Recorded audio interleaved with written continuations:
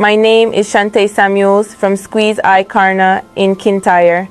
Yesterday, November 3rd, would have been my 23rd birthday. I was 22 years old when I disappeared without a trace on May the 5th, 2023. On the morning of May 5th, I spoke to my boyfriend. Shortly after that, I got a call from a so-called friend that lives over by Akiwak, who was spreading lies about me, so I went to confront her, and it became a big argument. After the argument, I went to my cousin's house to explain what happened, so I told her everything to clarify things. I also told her about a threesome that I did with a girl and her boyfriend. I didn't want to do it, but because they were my friends, or so I thought, they had convinced me to do it.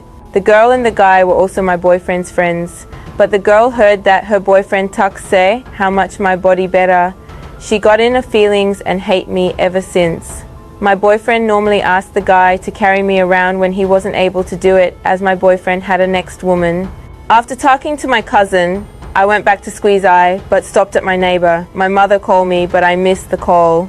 The guy from the threesome was getting a vehicle fixed by my neighbor father, so I used his phone to call back my mother to confirm with her about working at the bar of a party for the following day.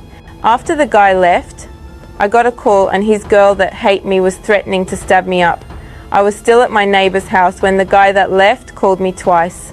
On the first call, I told him not to call me because him girl was stabbed me up. On the second call, I went out to him and got in his car. I was never seen again. When I did not show up at the party, my mother realized that something was wrong. She called back the phone I used to call her back and asked the guy if he saw me after I used his phone.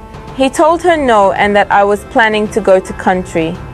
He didn't tell her that he picked me up from my neighbor's house.